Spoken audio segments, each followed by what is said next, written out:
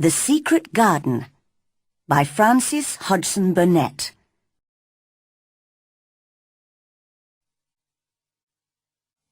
Chapter 1. Little Miss Mary. Nobody seemed to care about Mary. She was born in India, where her father was a British official. He was busy with his work, and her mother, who was very beautiful, spent all her time going to parties. So an Indian woman, Kamala, was paid to take care of the little girl. Mary was not a pretty child. She had a thin, angry face and thin yellow hair. She was always giving orders to Kamala, who had to obey. Mary never thought of other people, but only of herself. In fact, she was a very selfish, disagreeable, bad-tempered little girl. One very hot morning, when she was about 9 years old, she woke up and saw that instead of Kamala, there was a different Indian servant by her bed. "What are you doing here?" she asked crossly. "Go away, and send Kamala to me at once."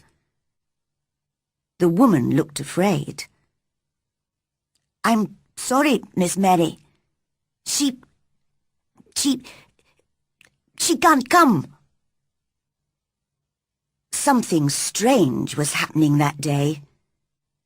Some of the house servants were missing, and everybody looked frightened. But nobody told Mary anything, and Kamala still did not come. So at last, Mary went out into the garden and played by herself under a tree. She pretended she was making her own flower garden and picked large red flowers to push into the ground. All the time, she was saying crossly to herself, "I hate Kamala. I'll hit her when she comes back." Just then, she saw her mother coming into the garden with a young Englishman. They did not notice the child, who listened to their conversation. "It's very bad, is it?" her mother asked the young man in a worried voice. "Very bad," he answered seriously. "People are dying like flies. It's dangerous to stay in this town. You should go to the hills, where there's no disease." "Oh, I know," she cried. "We must leave soon." Suddenly, they heard loud cries coming from the servants' rooms at the side of the house. "What's happened?" cried Mary's mother wildly. "I think one of your servants has just died. You didn't tell me the disease is here, in your house." "I didn't know!" she screamed. "Quick, come with me!" And together they ran into the house. Now Mary understood what was wrong. The terrible disease had already killed many people in the town, and in all the houses people were dying. In Mary's house, it was Kamala who had just died. Later that day, 3 more servants died there. All through the night and the next day, people ran in and out of the house, shouting and crying. Nobody thought of Mary. She hid in her bedroom, frightened by the strange and terrible sounds that she heard around her. Sometimes she cried, and sometimes she slept. When she woke the next day, the house was silent. Perhaps the disease has gone, she thought, and everybody is well again. I wonder who will take care of me instead of Kamala. Why doesn't someone bring me some food? It's strange the house is so quiet. But just then, she heard men's voices in the hall. "How sad," said one. "That beautiful woman." "There was a child, too, wasn't there?" said the other. "Although none of us ever saw her." Mary was standing in the middle of her room when they opened the door a few minutes later. The two men jumped back in surprise. "My name is Mary Lennox," she said crossly. "I was asleep when everyone was ill, and now I'm hungry." "It's the child, the one nobody ever saw," said the older man to the other. "They've all forgotten her." "Why was I forgotten?" asked Mary angrily. "Why has nobody come to take care of me?"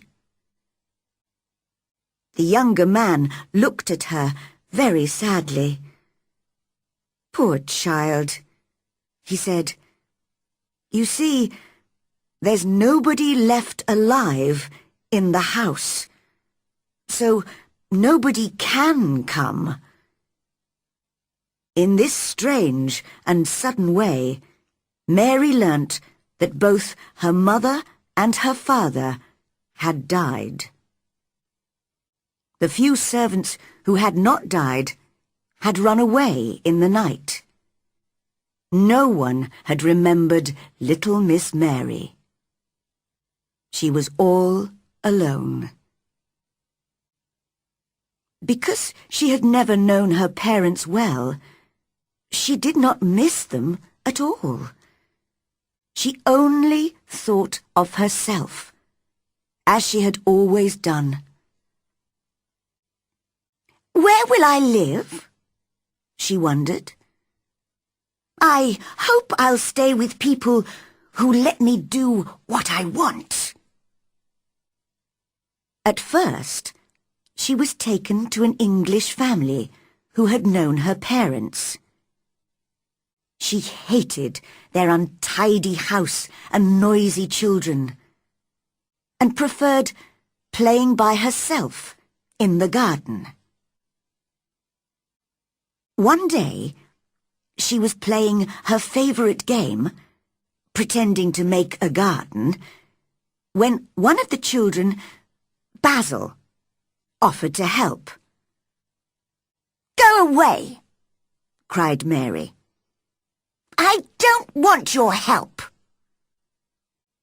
For a moment, Basil looked angry, and then he began to laugh. He danced round and round Mary and sang a funny little song about Miss Mary and her stupid flowers. This made Mary very cross indeed. No one had ever laughed at her so unkindly. "You're going home soon," said Basil, "and we're all very pleased you're leaving." "I'm pleased too," replied Mary. "But where's home?" "You're stupid if you don't know that," laughed Basil. "England, of course. You're going to live with your uncle, Mr. Archibald Craven." "I've never heard of him," said Mary coldly. "But I know about him because I heard Father and Mother talking," said Basil. "He lives in a big, lonely old house and has no friends because he's so bad-tempered. He's got a crooked back and he's horrid." "I don't believe you," cried Mary. But the next day, Basil's parents explained that she was going to live with her uncle in Yorkshire, in the north of England. Mary looked bored and cross and said nothing. After the long sea journey, she was met in London by Mr. Craven's housekeeper, Mrs. Medlock. Together, they travelled north by train. Mrs. Medlock was a large woman with a very red face and bright black eyes. Mary did not like her, but that was not surprising, because she did not usually like people. Mrs. Medlock did not like Mary either. "What a disagreeable child," thought the housekeeper. "But perhaps I should talk to her. I can tell you a bit about your uncle, if you like," she said aloud. "He lives in a big old house, a long way from anywhere. There are nearly 100 rooms, but most of them are shut and locked. There's a big park round the house, and all kinds of gardens. Well, what do you think of that?" "Nothing," replied Mary. "It doesn't matter to me." Mrs. Medlock laughed. "You're a hard little girl. Well, if you don't care, Mr. Craven doesn't either. He never spends time on anyone. He's got a crooked back, you see, and although he's always been rich, he was never really happy until he married." "Married?" repeated Mary in surprise. "Yes. He married a sweet, pretty girl, and he loved her deeply. So, when she died—" "Oh, did she die?" asked Mary, interested. "Yes, she did. And now he doesn't care about anybody. If he's at home, he stays in his room and sees nobody. He won't want to see you, so you must stay out of his way and do what you're told." Mary stared out of the train window at the grey sky and the rain. She was not looking forward to life at her uncle's house. The train journey lasted all day, and it was dark when they arrived at the station. Then there was a long drive to get to the house. It was a cold, windy night, and it was raining heavily. After a while, Mary began to hear a strange, wild noise. She looked out of the window, but could see nothing except the darkness. "What's that noise?" she asked Mrs. Medlock. It's not the sea, is it? No, that's the moor. It's the sound the wind makes, blowing across the moor. What is a moor? It's just miles and miles of wild land, with no trees or houses. Your uncle's house is right on the edge of the moor. Mary listened to the strange, frightening sound. I don't like it, she thought. I don't like it. She looked more disagreeable than ever.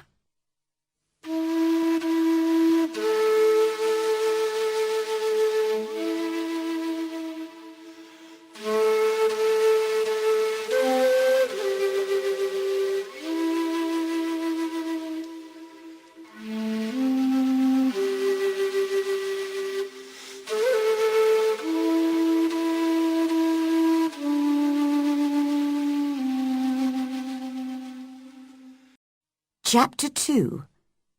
Mary in Yorkshire. They arrived at a very large old house. It looked dark and unfriendly from the outside. Inside, Mary looked around the big shadowy hall and felt very small and lost. They went straight upstairs. Mary was shown to a room where there was a warm fire and food on the table. "This is your room," said Mrs. Medlock. "Go to bed when you've had some supper. And remember, you must stay in your room. Mr. Craven doesn't want you to wander all over the house." When Mary woke up the next morning, she saw a young servant girl cleaning the fireplace. The room seemed dark and rather strange, with pictures of dogs and horses and ladies on the walls. It was not a child's room at all. From the window, she could not see any trees or houses, only wild land, which looked like a kind of purple sea. "Who are you?" she asked the servant coldly. "Martha, miss," answered the girl with a smile.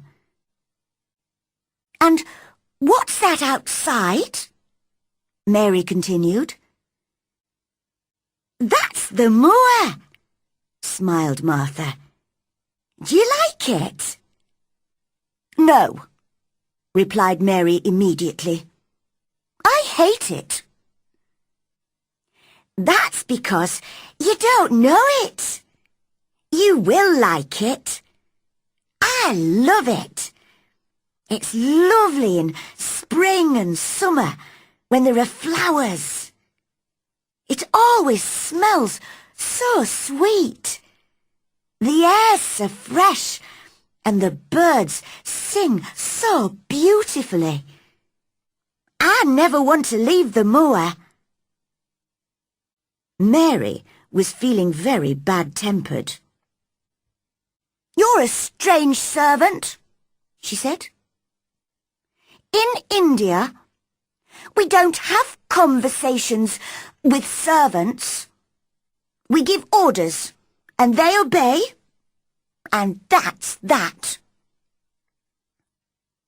Martha did not seem to mind Mary's crossness.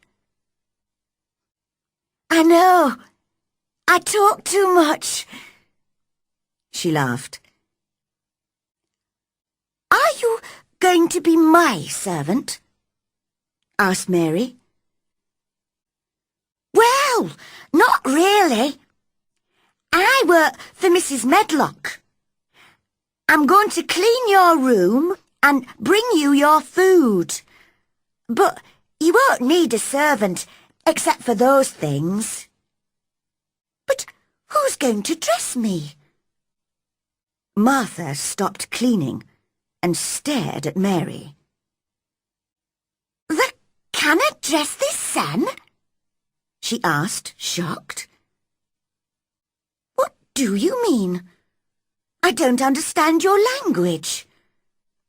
Oh, I forgot. We all speak the Yorkshire dialect here. But of course, you don't understand that. I meant to say, can't you put on your own clothes? Of course not. My servant always used to dress me.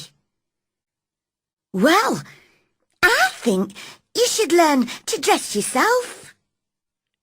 My mother always says people should be able to take care of themselves, even if they're rich and important. Little Miss Mary was furious with Martha. It's different in India, where I come from. You don't know anything about India, or about servants, or about anything. You... She could not explain what she meant. Suddenly, she felt very confused and lonely. She threw herself down on the bed and started crying wildly. Now, don't cry like that, Martha said gently. I'm very sorry. You're right. I don't know anything about anything. Please stop crying, miss. She sounded kind and friendly, and Mary began to feel better and soon stopped crying. Martha went on talking as she finished her cleaning. But Mary looked out of the window in a bored way and pretended not to listen. I've got 11 brothers and sisters, you know, miss. There's not much money in our house, and they all eat so much food. Mother says it's the good fresh air on the moor that makes them so hungry. My brother Dickon, he's always out on the moor. He's 12, and he's got a horse, which he rides sometimes. Where did he get it? Asked Mary. She had always wanted an animal of her own, and so she began to feel a little interest in Dickon. Oh, it's a wild horse, but he's a kind boy, and animals like him, you see. Now, you must have your breakfast, miss. Here it is, on the table. I don't want it, said Mary. I'm not hungry. What? Cried Martha. My little brothers and sisters would eat all this in 5 minutes. Why? Asked Mary coldly. Because they don't get enough to eat. That's why. And they're always hungry. You're very lucky to have the food, miss. Mary said nothing, but she drank some tea and ate a little bread. Now, put a coat on and run outside to play, said Martha. It'll do you good to be in the fresh air. Mary looked out of the window at the cold grey sky. Why should I go out on a day like this? She asked. Well, there's nothing to play with indoors, is there? Mary realised Martha was right. But "Who will go with me?" she said. Martha stared at her. "Nobody. You'll have to learn to play by yourself. Dickon plays by himself on the moors for hours, with the wild birds and the sheep and the other animals." She looked away for a moment. "Perhaps I shouldn't tell you this, but one of the walled gardens is locked up. Nobody's been in it for 10 years. It was Mrs. Craven's garden, and when she died so suddenly, Mr. Craven locked it and buried the key. Oh, I must go. I can hear Mrs. Medlock's bell ringing for me." Mary went downstairs and wandered through the great empty gardens. Many of the fruit and vegetable gardens had walls round them, but there were no locked doors. She saw an old man digging in one of the vegetable gardens, but he looked cross and unfriendly, so she walked on. "How ugly it all looks in winter," she thought. "But what a mystery the locked garden is. Why did my uncle bury the key? If he loved his wife, why did he hate our garden? Perhaps I'll never know. I don't suppose I'll like him if I ever meet him, and he won't like me, so I won't be able to ask him." Just then, she noticed a robin singing to her from a tree on the other side of a wall. "I think that tree's in the secret garden," she told herself. "There's an extra wall here, and there's no way in." She went back to where the gardener was digging and spoke to him. At first, he answered in a very bad-tempered way, but suddenly the robin flew down near them, and the old man began to smile. He looked a different person then, and Mary thought how much nicer people looked when they smiled. The gardener spoke gently to the robin, and the pretty little bird hopped on the ground near them. "He's my friend, he is," said the old man. "There aren't any other robins in the garden, so he's a bit lonely."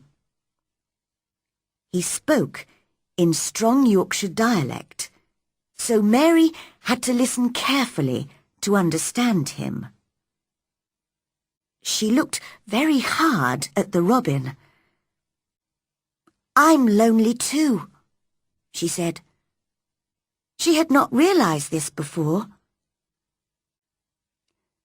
"What's your name?" she asked the gardener. "Ben Weatherstaff. I'm lonely myself. The robin's my only friend, you see."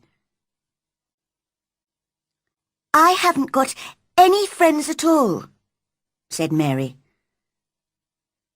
Yorkshire people always say what they are thinking, and old Ben was a Yorkshire moorman.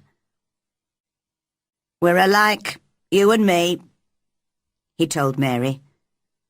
"We're not pretty to look at, and we're both very disagreeable." Nobody had ever said this to Mary before. "Am I really as ugly and disagreeable as Ben?" she wondered. Suddenly, the robin flew to a tree near Mary and started singing to her. Ben laughed loudly. "Well," he said, "he wants to be your friend. "Would you please be my friend?" she whispered to the robin. She spoke in a soft, quiet voice, and old Ben looked at her in surprise. "You said that really nicely," he said. "You sound like Dickon when he talks to animals on the moor." "Do you know Dickon?" asked Mary.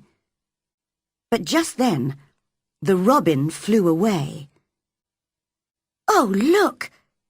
He's flown into the garden with no door. Please, Ben, how can I get into it?" Ben stopped smiling and picked up his spade. "You can't, and that's that. It's not your business. Nobody can find the door. Run away and play, will you? I must get on with my work." And he walked away. He did not even say goodbye. In the next few days, Mary spent almost all her time in the gardens. The fresh air from the moor made her hungry, and she was becoming stronger and healthier. One day, she noticed the robin again. He was on top of a wall, singing to her. "Good morning. Isn't this fun? Come this way," he seemed to say as he hopped along the wall. Mary began to laugh as she danced along beside him. "I know the secret gardens on the other side of this wall," she thought excitedly. "And the robin lives there. But where's the door?" That evening, she asked Martha to stay and talk to her beside the fire after supper. They could hear the wind blowing round the old house, but the room was warm and comfortable. Mary only had one idea in her head. "Tell me about the secret garden," she said. "Well, all right then, miss. But we aren't supposed to talk about it, you know. It was Mrs. Craven's favourite garden, and she and Mr. Craven used to take care of it themselves. They spent hours there, reading and talking. Very happy they were. They used the branch of an old tree as a seat. But one day, when she was sitting on the branch, it broke, and she fell. She was very badly hurt, and the next day, she died. That's why he hates the garden so much, and won't let anyone go in there." "How sad," said Mary. "Poor Mr. Craven." It was the first time that she had ever felt sorry for anyone. Just then, as she was listening to the wind outside, she heard another noise in the house. "Can you hear a child crying?" she asked Martha. Martha looked confused. No," she replied. "No, I think it must be the wind." But at that moment, the wind blew open their door, and they heard the crying very clearly. "I told you!" cried Mary. At once, Martha shut the door. "It was the wind," she repeated. But she did not speak in her usual natural way, and Mary did not believe her. The next day it was very rainy, so Mary did not go out. Instead, she decided to wander round the house, looking into some of the 100 rooms that Mrs. Medlock had told her about.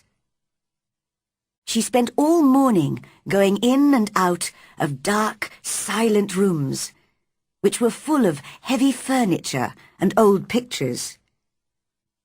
She saw no servants at all, and was on her way back to her room for lunch when she heard a cry. "It's a bit like the cry that I heard last night," she thought. Just then, the housekeeper, Mrs. Medlock, appeared, with her keys in her hand. "What are you doing here?" she asked crossly. "I didn't know which way to go, and I heard someone crying," answered Mary. "You didn't hear anything. Go back to your room now, and if you don't stay there, I'll lock you in." Mary hated Mrs. Medlock for this. "There was someone crying. I know there was," she said to herself. "But I'll discover who it is soon." She was almost beginning to enjoy herself in Yorkshire.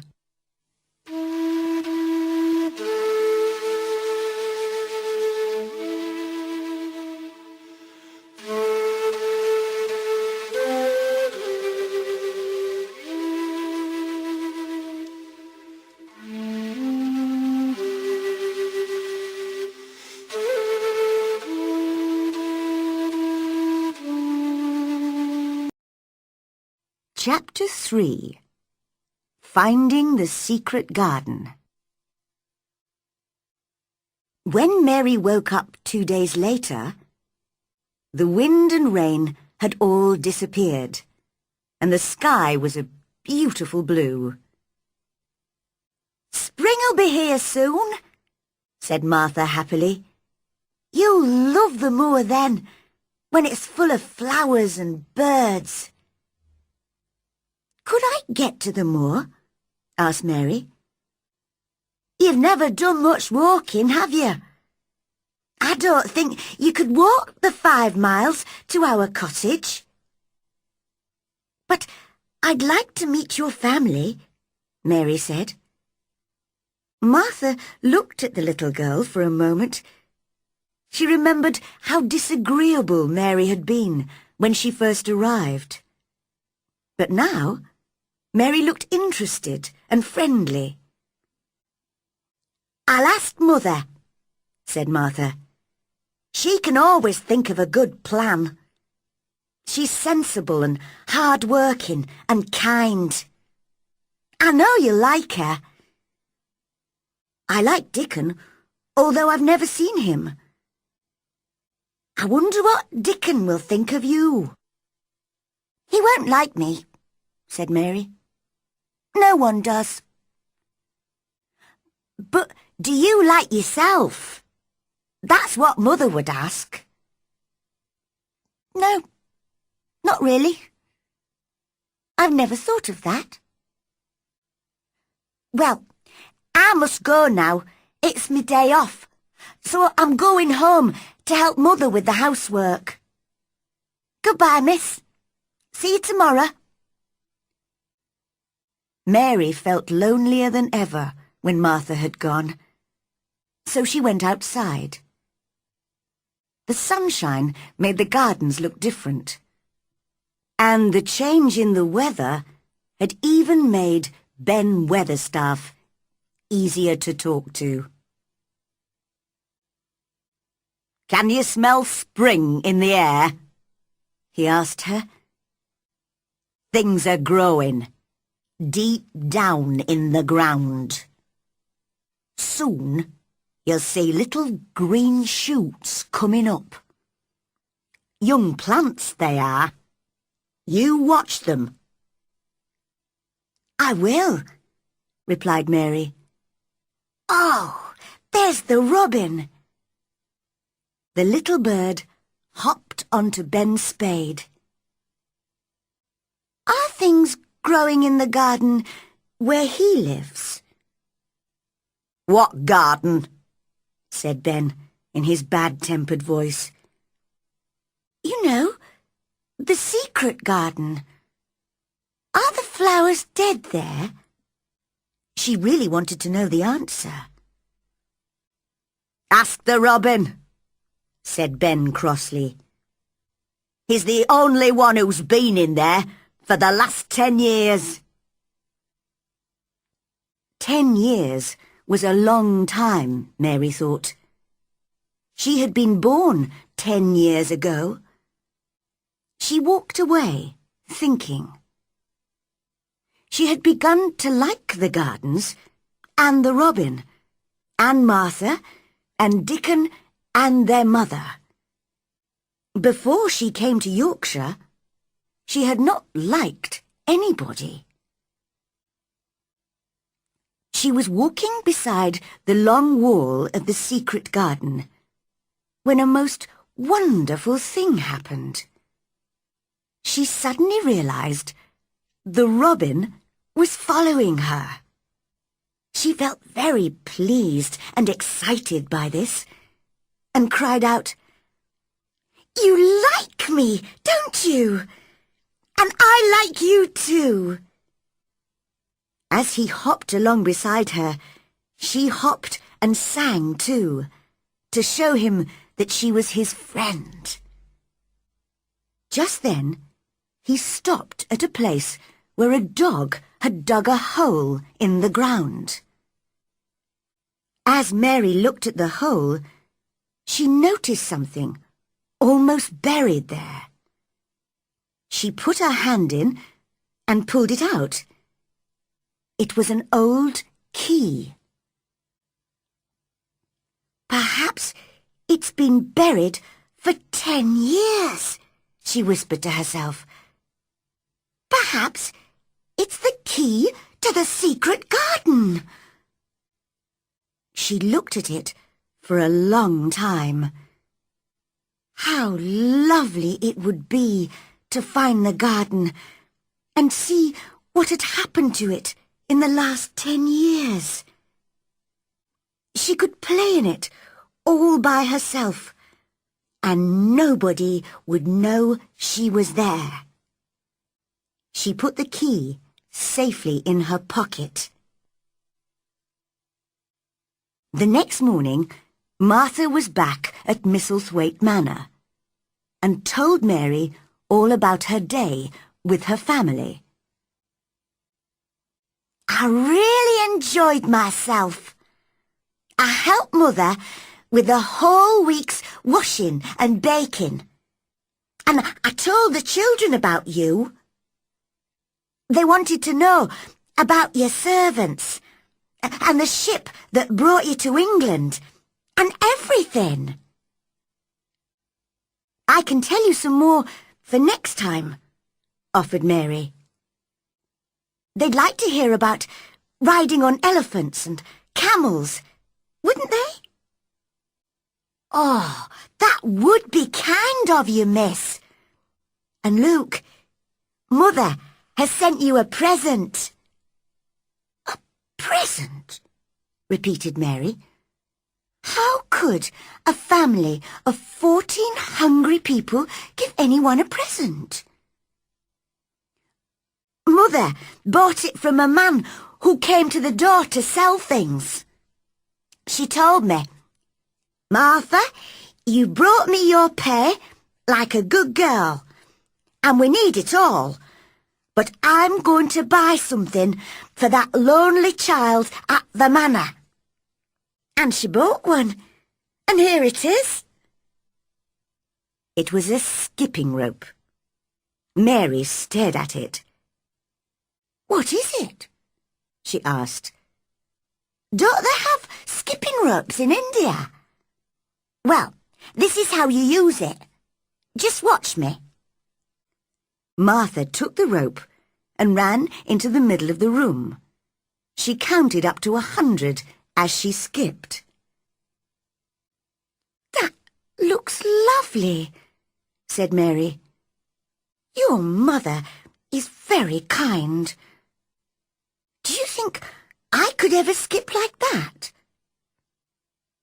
"Just try," said Martha.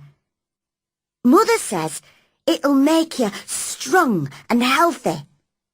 Skip outside in the fresh air." Mary put her coat on and took the skipping rope. As she was opening the door, she thought of something and turned round. "Martha, it was your money, really. Thank you." She never thanked people usually, and she did not know how to do it. So she held out her hand, because she knew that adults did that. Martha shook her hand and laughed. "You're a strange child," she said, "like an old woman. Now, run away and play." The skipping rope was wonderful. Mary counted and skipped and counted until her face was hot and red. She was having more fun than she had ever had before. She skipped through the gardens until she found Ben Weatherstaff, who was digging and talking to his robin. She wanted them both to see her skip. "Well," said Ben, "you're looking fine and healthy today. Go on skipping. It's good for you." Mary skipped all the way to the secret garden wall. And there was the robin. He had followed her. Mary was very pleased. "You showed me where the key was yesterday," she laughed. "I've got it in my pocket. So you ought to show me the door today." The robin hopped onto an old climbing plant on the wall and sang his most beautiful song. Suddenly, the wind made the plant move, and Mary saw something under the dark green leaves. The thick, heavy plant was covering a door. Mary's heart was beating fast, and her hands were shaking as she pushed the leaves away and found the keyhole. She took the key out of her pocket, and it fitted the hole.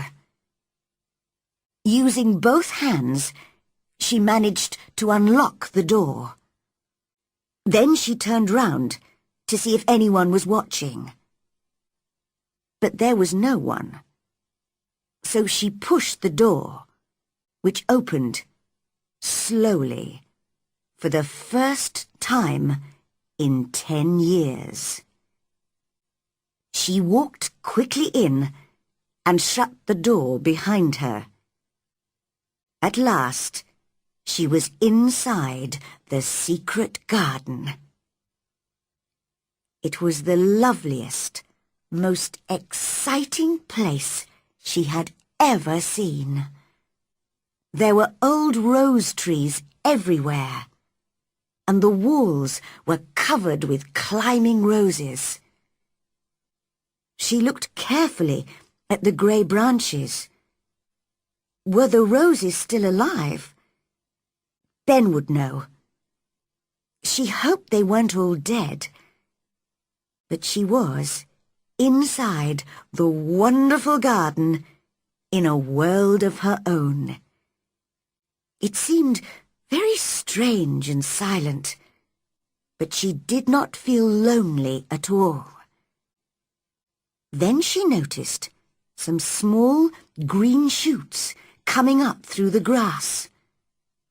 So something was growing in the garden after all. When she found a lot more shoots in different places, she decided they needed more air and light. So she began to pull out the thick grass around them. She worked away, clearing the ground, for 2 or 3 hours, and had to take her coat off because she got so hot. The robin hopped around, pleased to see someone gardening. She almost forgot about lunch. And when she arrived back in her room, she was very hungry and ate twice as much as usual. "Martha," she said as she was eating, "I've been thinking. This is a big, lonely house, and there isn't much for me to do. Do you think if I buy a little spade, I can make my own garden?" "That's just what Mother said," replied Martha. "You'd enjoy digging and watching plants growing. Dickon can get you a spade and some seeds to plant, if you like." "Oh, thank you, Martha. I've got some money that Mrs. Medlock gave me. Will you write and ask Dickon to buy them for me?" "I will, and he'll bring them to you himself." "Oh, then I'll see him." Mary looked very excited. Then she remembered something. "I heard that cry in the house again, Martha. It wasn't the wind this time. I've heard it 3 times now. Who is it?" Martha looked uncomfortable. "You mustn't go wandering around the house, you know. Mr. Craven wouldn't like it. Now, I must go and help the others downstairs. I'll see you at tea time." As the door closed behind Martha, Mary thought to herself, "This really is the strangest house that anyone ever lived in."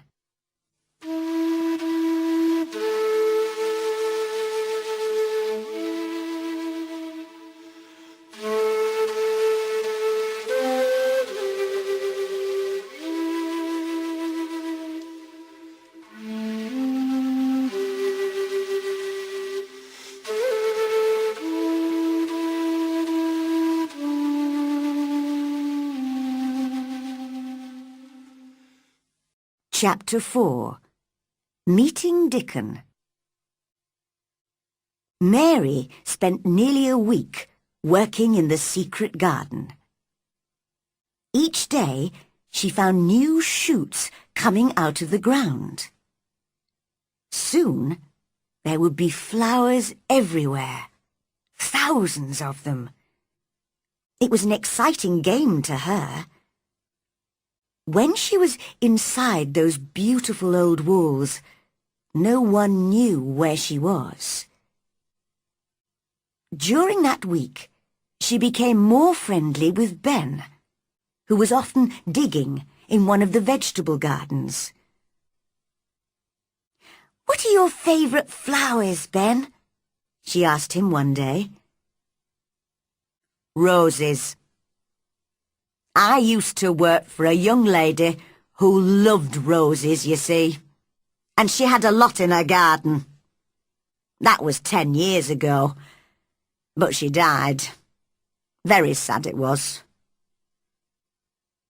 "What happened to the roses?" asked Mary. "They were left there, in the garden." "If rose branches look dry and grey, are they still alive?" asked Mary. It was so important to know.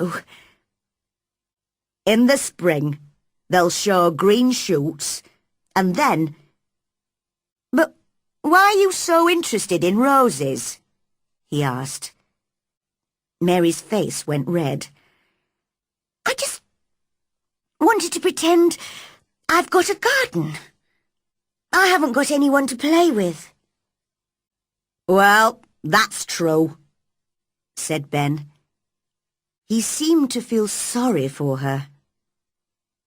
Mary decided she liked old Ben, although he was sometimes bad-tempered. She skipped along and into the wood at the end of the gardens. Suddenly, she heard a strange noise, and there, in front of her, was a boy.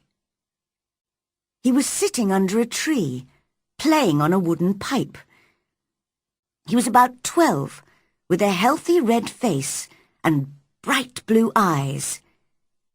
There was a squirrel and a crow in the tree, and 2 rabbits sitting on the grass near him. "They're listening to the music," thought Mary. "I mustn't frighten them." She stood very still. The boy stopped playing. "That's right," he said. "Animals don't like it if you move suddenly. I'm Dickon, and you must be Miss Mary. I've brought you the spade and the seeds." He spoke in an easy, friendly way. Mary liked him at once. As they were looking at the seed packets together, the robin hopped onto a branch near them. Dickon listened carefully to the robin's song. "He's saying he's your friend," he told Mary. "Really?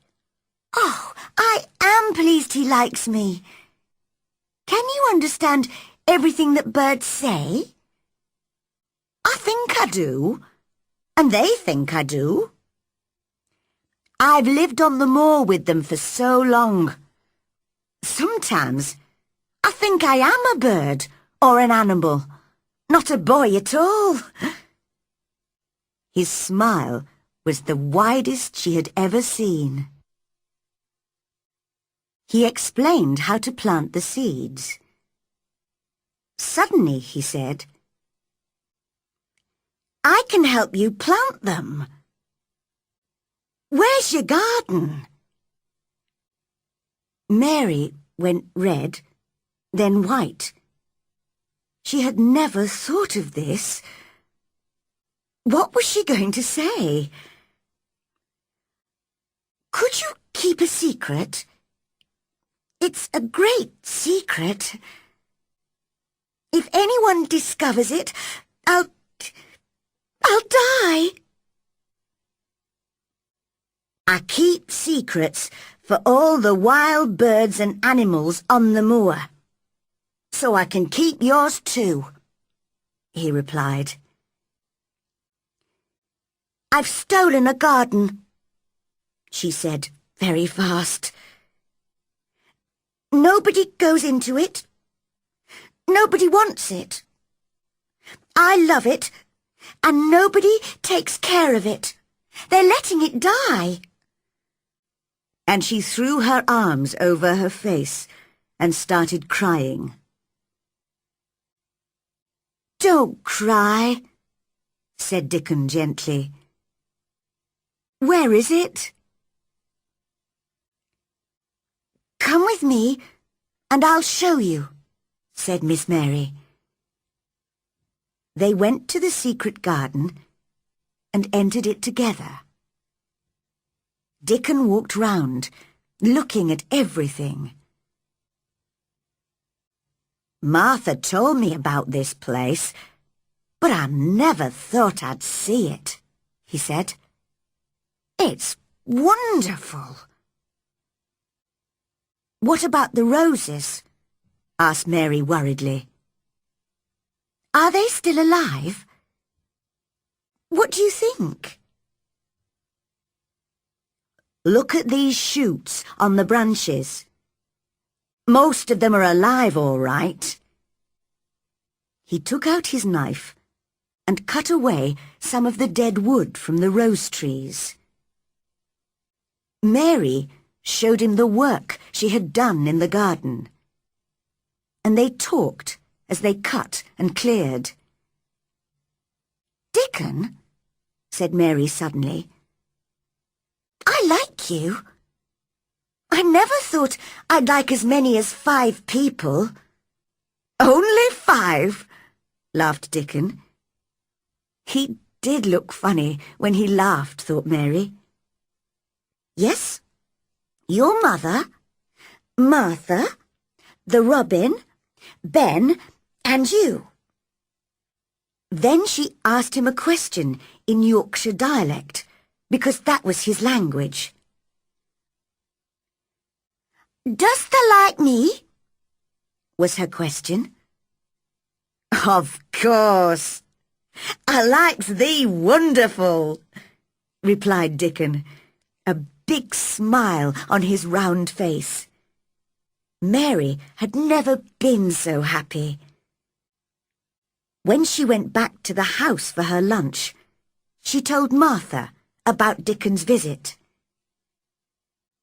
"I've got news for you too," said Martha. "Mr. Craven's come home and wants to see you. He's going away again tomorrow for several months." "Oh," said Mary, that was good news. She would have all summer in the secret garden before he came back. But she must be careful. He mustn't guess her secret now.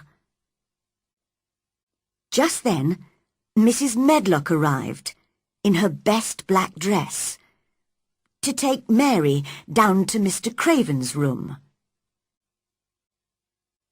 Mary's uncle had black hair with some white in it, and high, crooked shoulders. His face was not ugly, but very sad. During their conversation, he watched her in a worried way. Perhaps he was thinking of other things at the same time. He looked at the thin child. "Are you well?" he asked. Mary tried to keep her voice calm as she replied, "I'm getting stronger and healthier." "What do you want to do in this big, empty house?" I just want to play outside. I enjoy that." "Yes.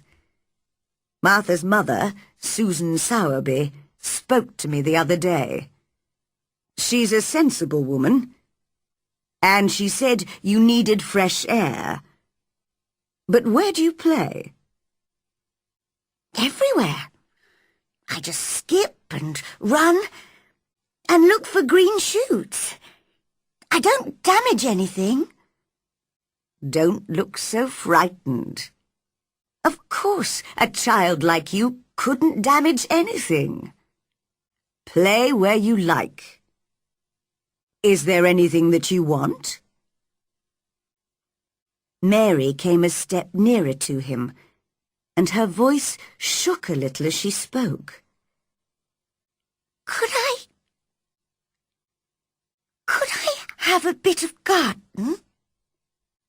Mr. Craven looked very surprised. "To plant seeds in, to make them come alive," Mary went on bravely. "It was too hot in India, so I was always ill and tired there. But here it's different. I love the garden." He passed a hand quickly over his eyes. Then he looked kindly at Mary. "I knew someone once who loved growing things like you. Yes, child, take as much of the garden as you want." He smiled gently at her. "Now leave me. I'm very tired." Mary ran all the way back to her room. "Martha!" she shouted. "Mr. Craven's really a nice man, but he looks very unhappy. He said I can have my own garden.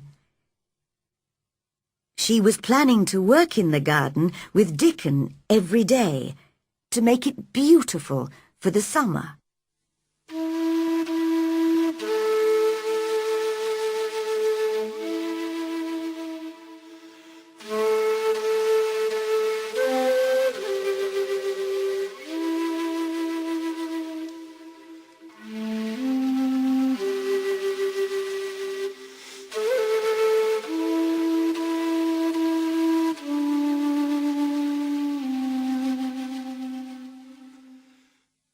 Chapter 5.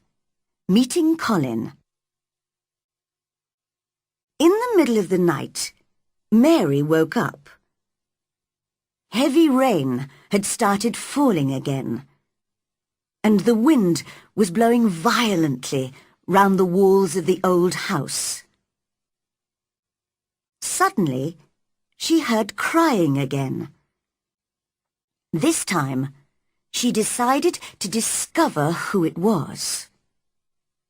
She left her room and in the darkness followed the crying sound, round corners and through doors, up and down stairs, to the other side of the big house. At last, she found the right room. She pushed the door open and went in. It was a big room with beautiful old furniture and pictures.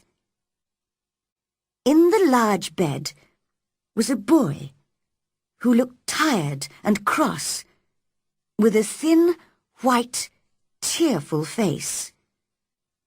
He stared at Mary. "Who are you?" he whispered. "Are you a dream?" "No, I'm not. I'm Mary Lennox. Mr. Craven's my uncle." "He's my father," said the boy. "I'm Colin Craven." "No one ever told me he had a son," said Mary, very surprised. "Well, no one ever told me you'd come to live here. I'm ill, you see. I don't want people to see me and talk about me. If I live, I may have a crooked back like my father, but I'll probably die." "What a strange house this is," said Mary. "So many secrets. Does your father come and see you often?" "Not often. He doesn't like seeing me because it makes him remember my mother. She died when I was born, so he almost hates me, I think." "Why do you say you're going to die?" asked Mary. "I've always been ill. I've nearly died several times. And my back's never been strong. My doctor feels sure that I'm going to die. But he's my father's cousin and very poor, so he'd like me to die. Then he'd get all the money when my father dies. He gives me medicine and tells me to rest. We had a grand doctor from London once who told me to go out in the fresh air and try to get well. But I hate fresh air. And another thing, all the servants have to do what I want, because if I'm angry, I become ill." Mary thought she liked this boy, although he seemed so strange. He asked her lots of questions, and she told him all about her life in India. How old are you? He asked suddenly. I'm 10, and so are you, replied Mary, forgetting to be careful, because when you were born, the garden door was locked, and the key was buried. And I know that was 10 years ago. Colin sat up in bed and looked very interested. What door? Who locked it? Where's the key? I want to see it. I'll make the servants tell me where it is. They'll take me there, and you can come too.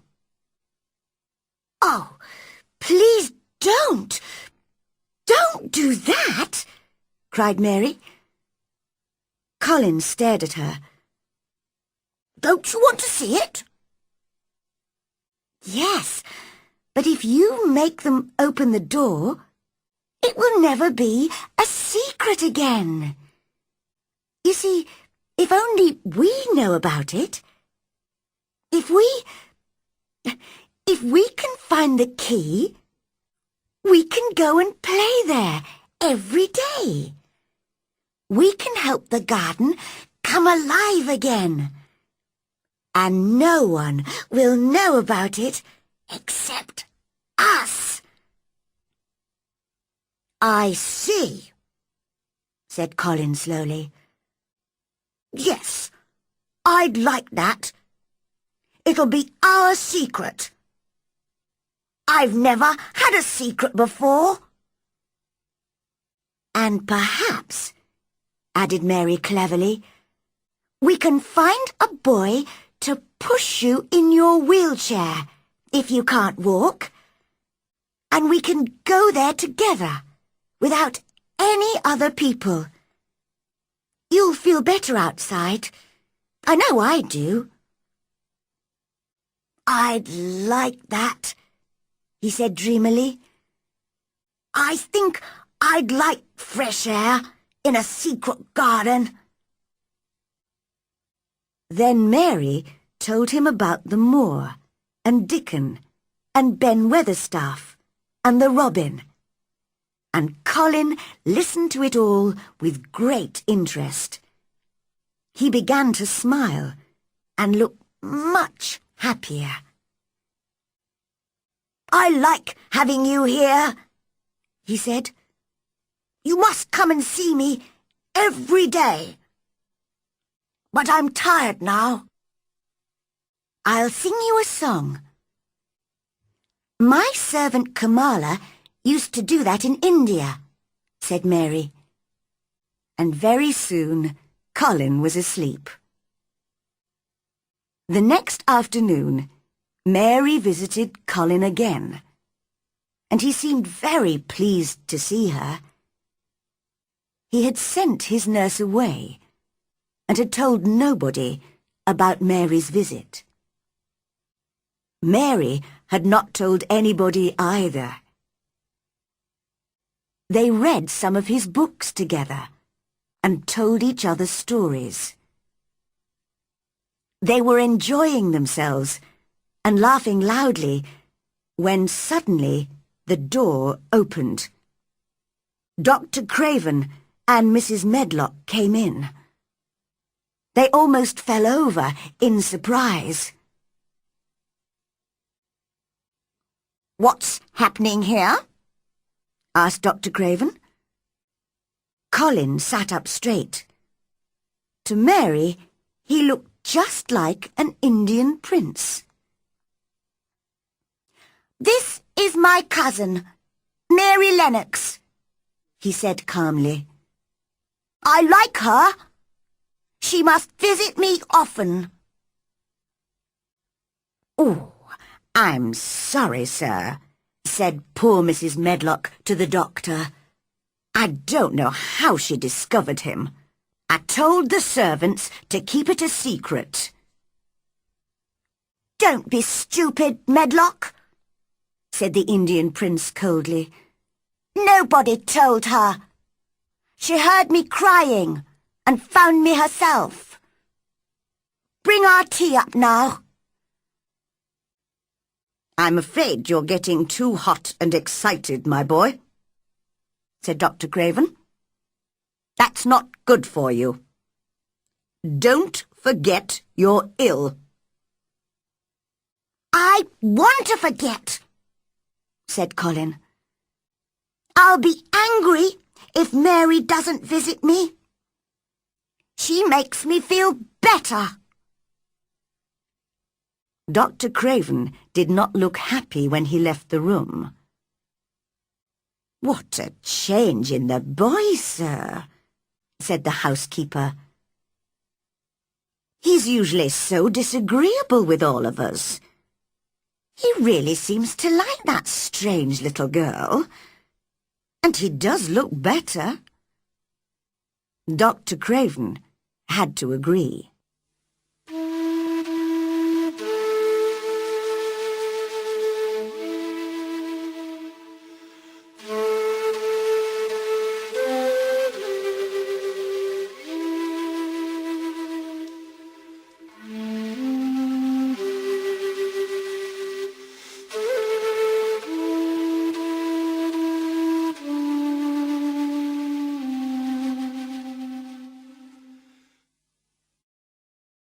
Chapter 6. Colin is Afraid. Because it rained all the next week, Mary went to talk to Colin every day instead of visiting the garden. But she woke early one morning to see the sun shining into her room, and she ran out to the secret garden at once. She did not even wait to have her breakfast.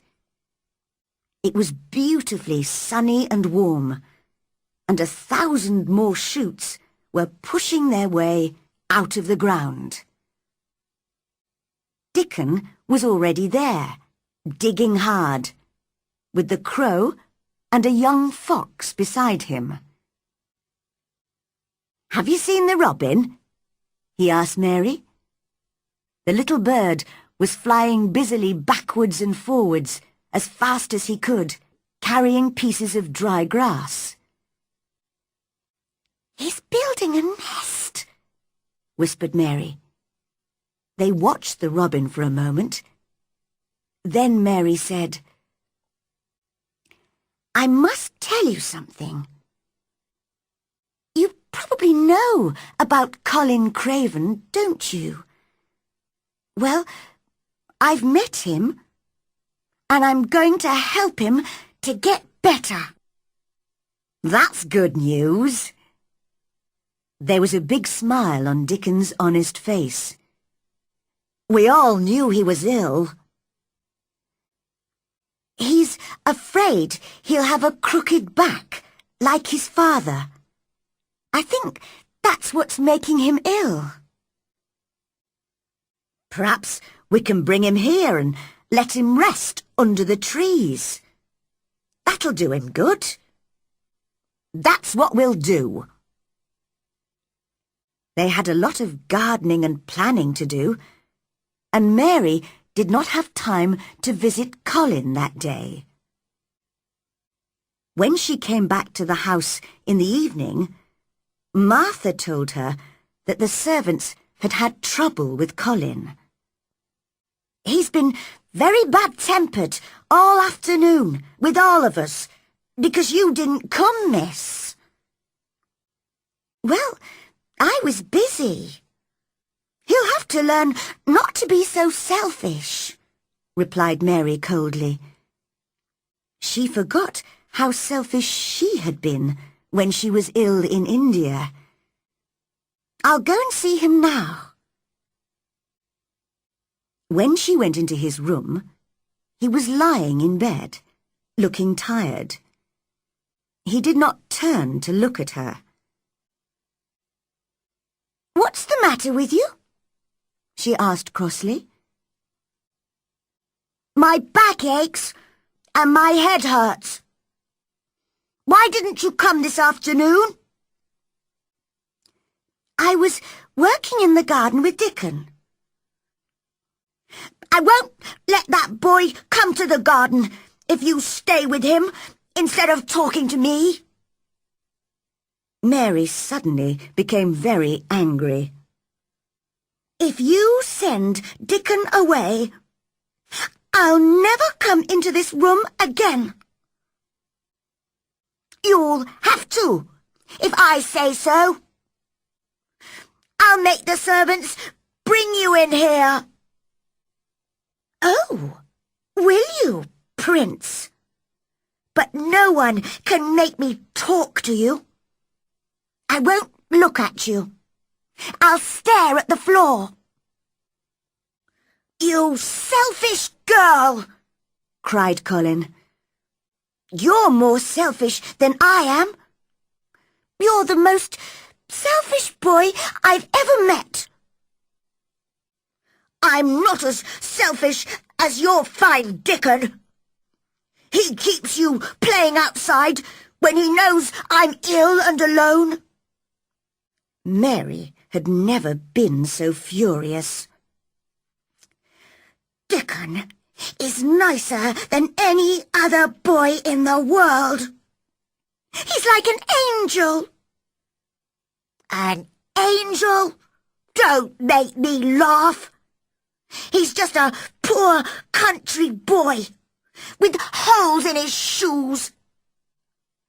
He's 1,000 times better than you are. Colin had never argued with anyone like himself in his life, and in fact, it was good for him.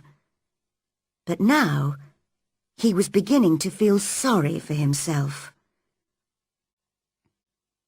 I'm always ill, he said, and started to cry. I'm sure my back is a bit crooked, and I'm going to die. No, you're not, said Mary crossly. Colin opened his eyes very wide. Nobody had said that to him before. He was angry, but a bit pleased at the same time. What do you mean? You know I'm going to die. Everybody says I'm going to die. I don't believe it, said Mary in her most disagreeable voice. You just say that to make people feel sorry for you. You're too horrid to die. Colin forgot about his painful back and sat up in bed. Get out of the room at once, he shouted, and threw a book at her. I'm going, Mary shouted in reply. And I won't come back. The door banged shut behind her. When she reached her own room, she had decided never to tell him her great secret. He can stay in his room and die if he wants, she thought. But soon she began to remember how ill he had been and how frightened he was. Frightened that one day his back would become as crooked as his father's. Perhaps I'll go back and see him tomorrow. That night, she was woken by the most terrible screams that she had ever heard. Servants were opening and shutting doors and running about. It's Colin, thought Mary. He'll go on screaming until he makes himself really ill. How selfish he is. Somebody should stop him. Just then, Martha ran into the room. We don't know what to do, she cried. He likes you, miss. Come and see if you can make him calmer, please. Well, I'm very cross with him, said Mary, and jumped out of bed. I'm going to stop him. That's right, said Martha. He needs someone like you to argue with. It'll give him something new to think about. Mary ran into Colin's room, right up to his bed. Stop screaming, she shouted furiously. Stop at once! I hate you! Everybody hates you! You'll die if you go on screaming like this! And I hope you will! The screams stopped immediately.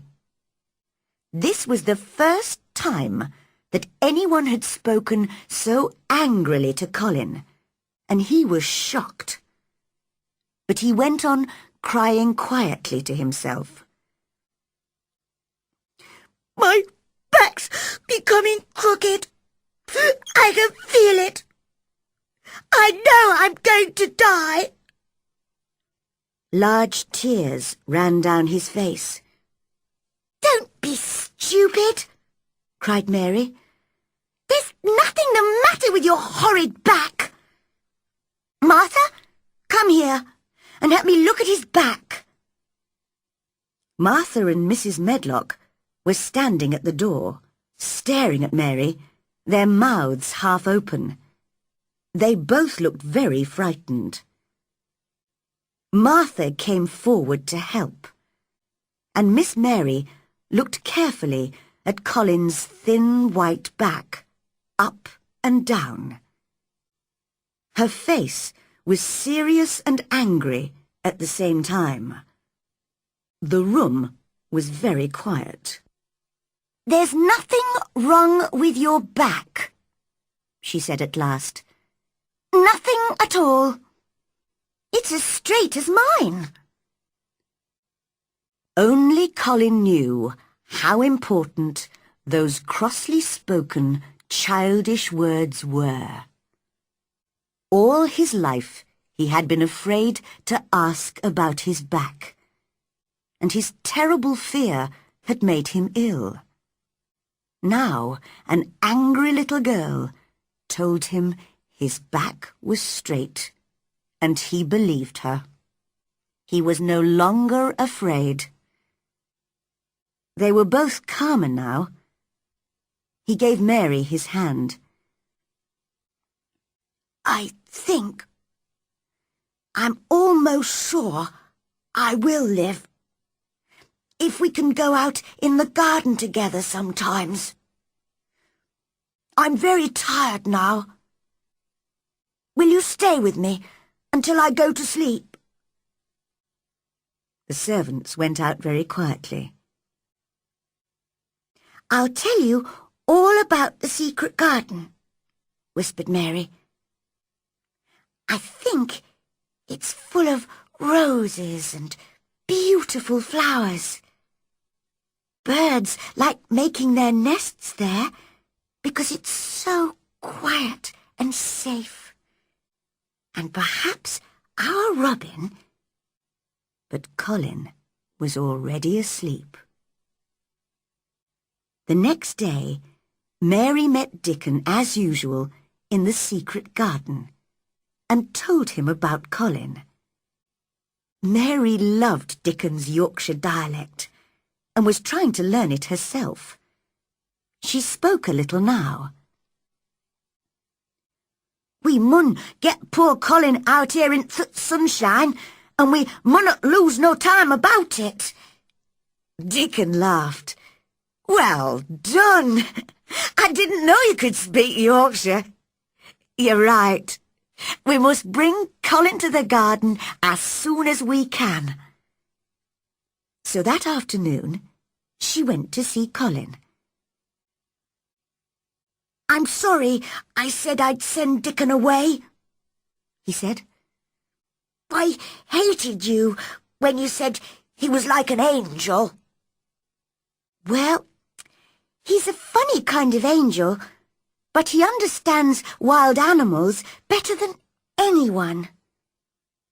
Suddenly, Mary knew that this was the right moment to tell him She caught hold of his hands. "Colin, this is important. Can you keep a secret?" "Yes! Yes!" he whispered excitedly. "What is it?" "We found the door into the secret garden." "Oh, Mary! Will I live long enough to see it?" "Of course you will. Don't be stupid," said Mary crossly. But it was a very natural thing to say, and they both laughed. Colin told Mrs. Medlock and the doctor that he wanted to go out in his wheelchair. At first, the doctor was worried the boy would get too tired. But when he heard that Dickon would push the wheelchair, he agreed. "Dickon's a sensible boy," he told Colin. "But don't forget—" "I've told you. I want to forget that I'm ill," said Colin in his prince's voice. "Don't you understand? It's because my cousin makes me forget that I feel better when I'm with her."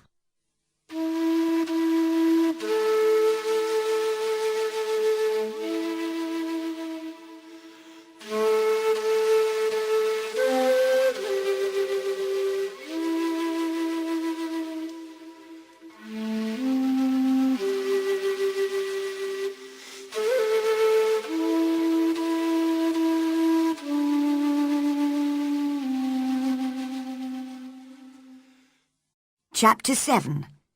Colin and the Garden. Of course, it was most important that no one should see Colin, Mary, or Dickon entering the secret garden. So Colin gave orders to the gardeners that they must all keep away from that part of the garden in future. The next afternoon, Colin was carried downstairs by a manservant and put in his wheelchair outside the front door. Dickon arrived with his crow, 2 squirrels and the fox and started pushing the wheelchair gently away from the house and into the gardens. Mary walked beside the chair. Spring had really arrived now, and it seemed very exciting to Colin, who had lived indoors for so long. He smelt the warm air from the moor and watched the little white clouds in the blue sky. In a very short time, he heard Mary say, "This is where I found the key. And this is the door. And this is the secret garden." Colin covered his eyes with his hands until he was inside the 4 high walls, and the door was shut again. Then he looked round at the roses climbing the old red walls, the pink and white flowers on the fruit trees, and the birds and the butterflies everywhere. The sun warmed his face, and he suddenly knew he felt different. "Mary! Dickon!" he cried. "I'm going to get better. I'm going to live forever and ever and ever." As Dickon pushed the wheelchair all round the garden, he told Colin the names of all the plants. The sun shone, the birds sang, and in every corner of the garden there was something interesting to look at. The 3 children talked and laughed, and by the end of the afternoon, all 3 were speaking Yorkshire together. I'll come back here every afternoon, said Colin. I want to watch things growing. Soon you'll be strong enough to walk and dig. You'll be able to help us with the gardening, said Dickon kindly. Do you really think I'll be able to walk and dig?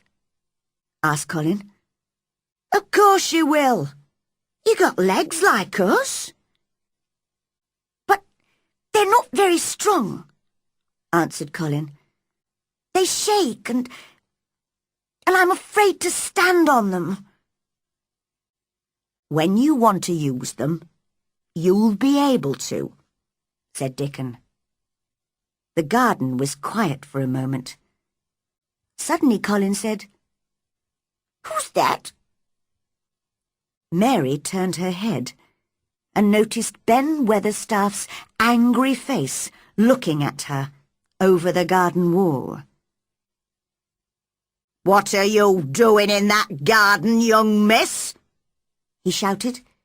He had not seen Colin or Dickon. The robin showed me the way, Ben, she replied. You! He stopped shouting and his mouth dropped open as he saw Dickon pushing a boy in a wheelchair over the grass towards him. Do you know who I am? Asked the boy in the chair. Old Ben stared. "You've got your mother's eyes," he said in a shaking voice. "Yes, I know you. You're Mr. Craven's son, the little boy with the crooked back." Colin forgot that he had ever had backache. My back's as straight as yours is, he shouted. Ben stared and stared. He only knew what he had heard from the servants. "You haven't got a crooked back?" he asked. "Or crooked legs?" That was too much. Colin was furious, and it made him feel strong. "Come here, Dickon," he shouted, and threw off his blanket. Dickon was by his side in a second. Mary felt sick with fear. Could Colin stand? Then Colin's thin feet were on the grass, and he was standing, holding Dickon's arm. He looked strangely tall, and he held his head very high. "Look at me!" he shouted at Ben. "Just look at me!" "He's as straight as any boy in Yorkshire," said Dickon. Tears were running down Ben's brown old face. "They said you were going to die," he whispered. "Well, you can see that's not true," said Colin. "Now, get down from the wall and come here. I want to talk to you. You've got to help us keep the garden a secret." "Yes, sir," said old Ben as he dried his eyes. That was the first of many beautiful afternoons in the secret garden.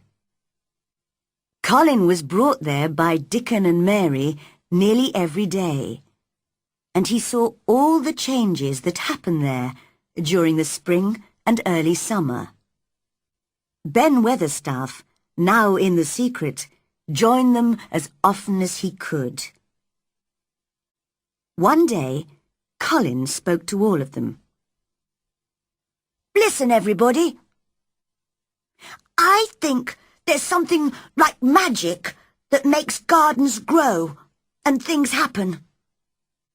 Perhaps, if I believe in it, the magic will make me strong. Let's all sit down in a circle and ask the magic to work. So they all sat on the grass in a circle. Dickon with his crow, his fox, and the two squirrels, Mary, Colin, and Ben. Colin repeated these words several times. The sun's shining. That's the magic. Being strong. That's the magic. Magic, help me. Magic, help me. At last, Colin stopped. Now, I'm going to walk round the garden, he said, and took Dickon's arm.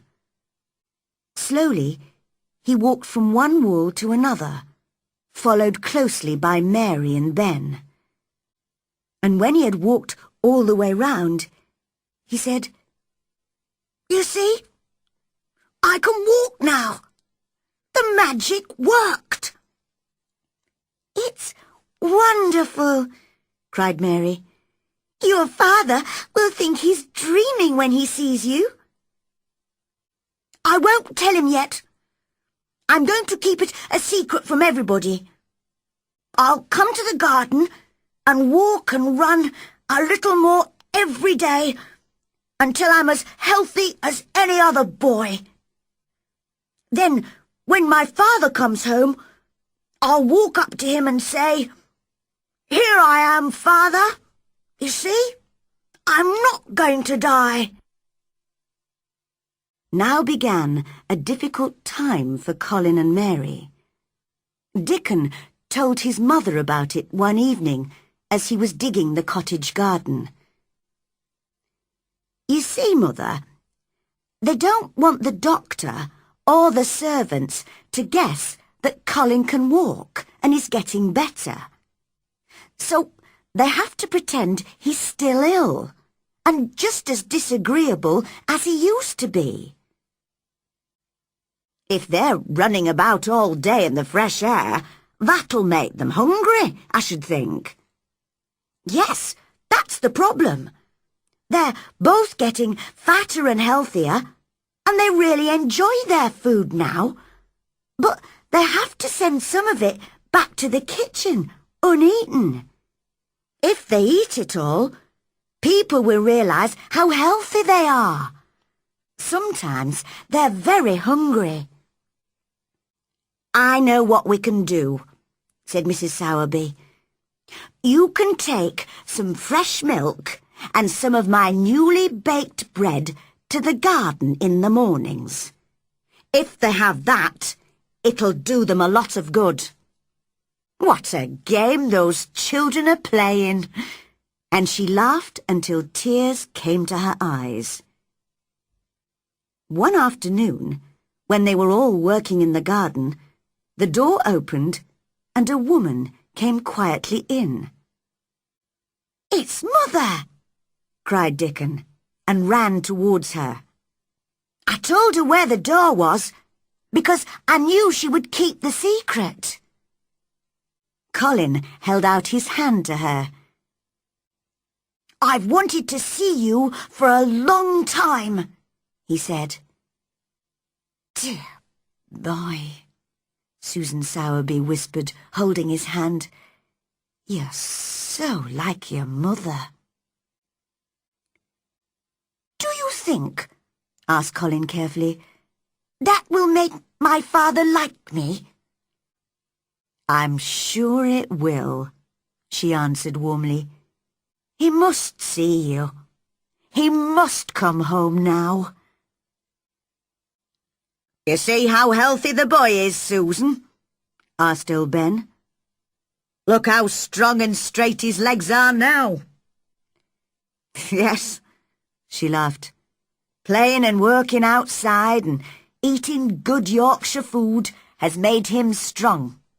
And Miss Mary too, she added, turning to Mary. Mrs. Medlock heard that your mother was a pretty woman. You'll soon be as pretty as she was. Do you believe in magic? Colin asked her. I do, she answered. But everybody gives it a different name. It makes the sun shine and the seeds grow, and it has made you healthy. She sat down on the grass and stayed for a while, talking and laughing with the children in the quiet, sunny garden. When she stood up to leave, Colin suddenly put out a hand to her. I wish you were my mother, he whispered. Mrs. Sowerby put her arms round him and held him to her. Dear boy, you're as close to your mother as you could be, here in her garden. And your father'll come back soon.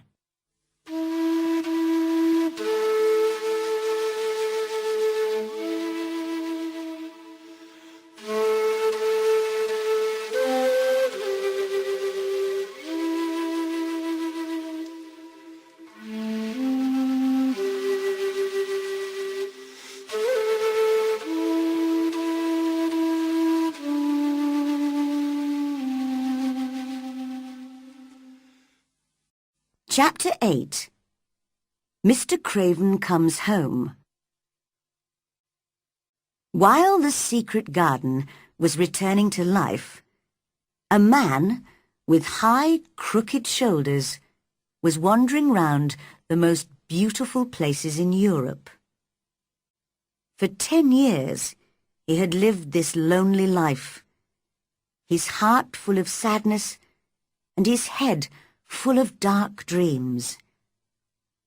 Everywhere he went, he carried his unhappiness with him, like a black cloud.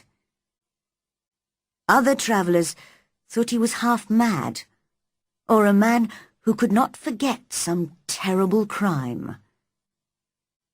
His name was Archibald Craven. But one day, as he sat by a mountain stream, he actually looked at a flower, and for the first time in 10 years, he realized how beautiful something living could be. The valley seemed very quiet as he sat there, staring at the flower. He felt strangely calm. "What is happening to me?" he whispered. "I feel different. I almost feel I'm alive again." At that moment, hundreds of miles away in Yorkshire, Colin was seeing the secret garden for the first time and saying, I'm going to live forever and ever and ever. But Mr. Craven did not know this. That night, in his hotel room, he slept better than usual.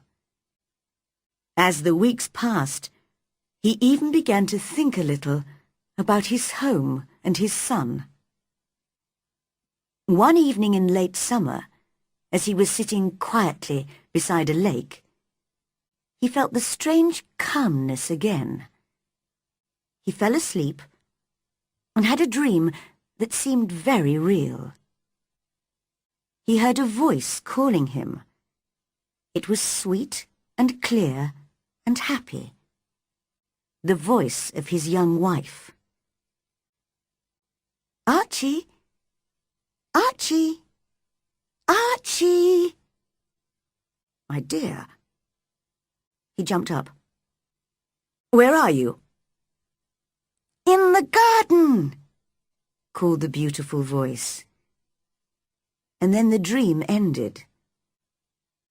In the morning, when he woke, he remembered the dream.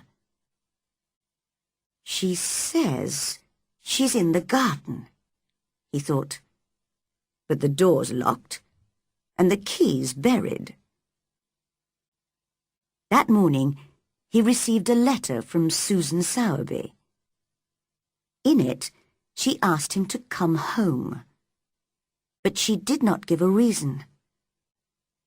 Mr. Craven thought of his dream and decided to return to England immediately. On the long journey back to Yorkshire, he was thinking about Colin. I wonder how he is. I wanted to forget him because he makes me think of his mother. He lived, and she died. But perhaps I've been wrong. Susan Sowerby says I should go home. So perhaps she thinks I can help him. When he arrived home, he found the housekeeper very confused about Colin's health. "He's very strange, sir," said Mrs. Medlock. "He looks better, it's true, but some days he eats nothing at all, and other days he eats just like a healthy boy. He used to scream even at the idea of fresh air, but now he spends all his time outside in his wheelchair with Miss Mary and Dickon Sowerby. He's in the garden at the moment." "In the garden?" repeated Mr. Craven. Those were the words of the dream. He hurried out of the house and towards the place which he had not visited for so long. He found the door with a climbing plant over it and stood outside, listening for a moment. "Surely I can hear voices inside the garden," he thought. "Aren't there children whispering, laughing, running in there? Or am I going mad?" And then the moment came when the children could not stay quiet. There was wild laughing and shouting, and the door was thrown open. A boy ran out. A tall, healthy, handsome boy, straight into the man's arms. Mr. Craven stared into the boy's laughing eyes. Who, he cried. Colin had not planned to meet his father like this. But perhaps this was the best way, to come running out with his cousin and his friend. "Father," he said, "I'm Colin. You can't believe it. I can't believe it myself. It was the garden, and Mary and Dickon, and the magic that made me well. We've kept it a secret up to now. Aren't you happy, Father? I'm going to live forever and ever and ever." Mr. Craven put his hands on the boy's shoulders. For a moment he could not speak. "Take me into the garden, my boy," he said at last, "and tell me all about it." And in the secret garden, where the roses were at their best, and the butterflies were flying from flower to flower in the summer sunshine, they told Colin's father their story. Sometimes he laughed, and sometimes he cried, but most of the time he just looked, unbelieving, into the handsome face of the son that he had almost forgotten. "Now," said Colin at the end, "it isn't a secret any more. I'll never use the wheelchair again. I'm going to walk back with you, Father, to the house." And so, that afternoon, Mrs. Medlock, Martha, and the other servants had the greatest shock of their lives. Through the gardens, towards the house, came Mr. Craven, looking happier than they had ever seen him, and by his side, with his shoulders straight, his head held high, and a smile on his lips, walked young Colin.